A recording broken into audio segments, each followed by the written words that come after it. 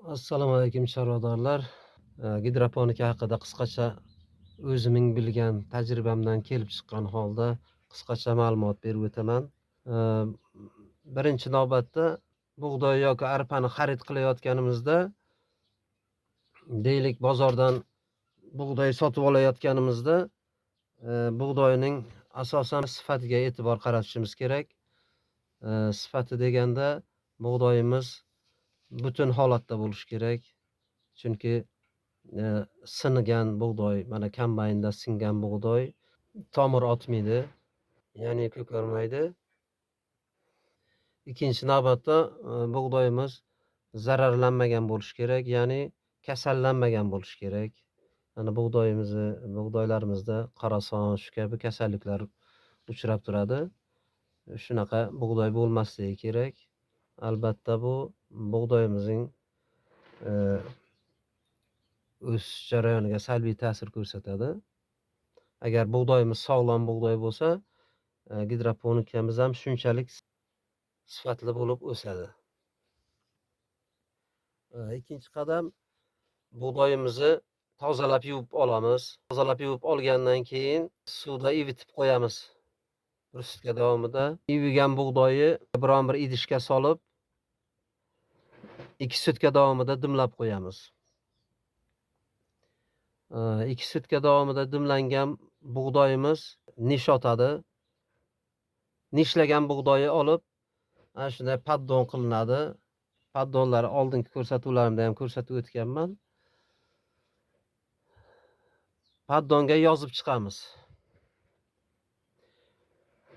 Yozib chiqamiz va ustini biron bir material bilanmi yoki plastik bilanmi ustini berkitib qo'yamiz. Chunki qorong'uda turishi kerak. 2 sutka davomida paddonda yopiq holda turadi. Kuniga 2-3 marotaba sug'orib turamiz. Hozir sug'orish jarayonlarini ham ko'rsatib o'taman. 2 sutka davomida qorong'uda to'xtagan bug'doyimizni ustidagi materialimizni olamiz va yorug'likqa chiqaramiz. Mana shu svetlar tagida turadi. 4 sutka davomida bug'doylarimiz mana shu holatga keladi. Hozir mana shu bug'doyimiz 7 sutka bo'lgan. Xudo xolasa ertaga olib chorvalarimizga beramiz. Gidroponikamizga birinchi navbatda temperaturasiga e'tibor qaratishimiz kerak.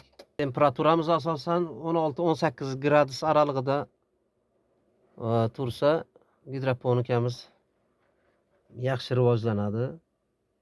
Agar issiq bo'lib ketsa, mog'orlaydi. Agar 10 gradusimiz pastga tushib ketsa, gidroponikamizning o'sishi, rivojlanishi yaxshi bo'lmaydi.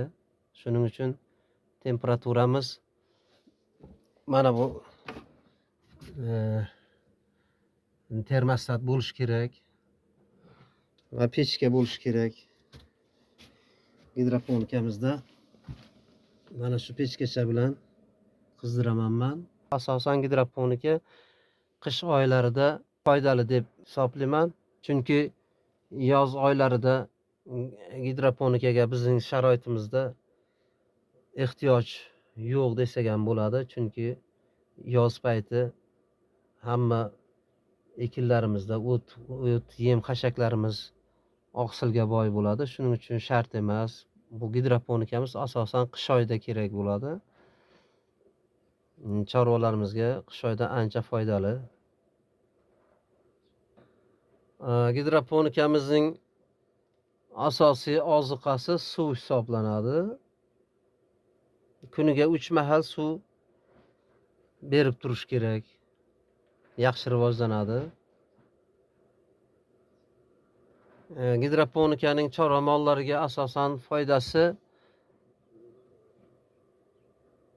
mol organizmida 85% dan 95%gacha hazm bo'ladi.